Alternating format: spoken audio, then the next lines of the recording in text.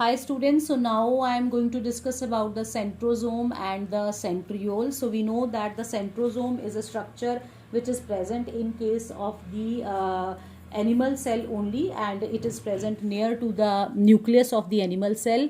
So it is having two centrioles. These are the two centrioles which are present always perpendicular to each other, and when they are present perpendicular to each other, they are having some amorphous pericentriolar material surrounding them, and this structure altogether is called as a centrosome. Single is centriole, another is centriole, which are perpendicular to each other, and along with the pericentriolar material, this is called as a centrosome. Now if we talk about the structure of the centrosome, this is very much similar to that of the cilia and flagella. There we have done about the 9+2 arrangement, whereas in case of the centriole we will have 9+0 arrangements. Fine. So you can see here that here again we will have the 9 peripheral, but here we will have triplets. 1, 2 and 3 microtubule triplets are there, and in the center we do not have any microtubular that arrangement. We will have a central hub. This is called as a central proteinaceous hub, and similar to that, these are connected to each other by the AC linkers, because this is the A microtubule ring and this is the C, and the C of every one triplet is connected to the A of another one. So these are called as the AC linkers.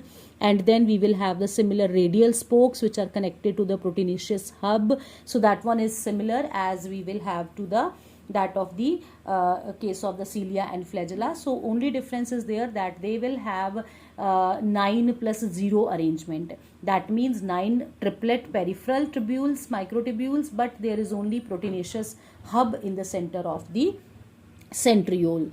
So this is important. Now what is the function of these this centrosome or the centriole?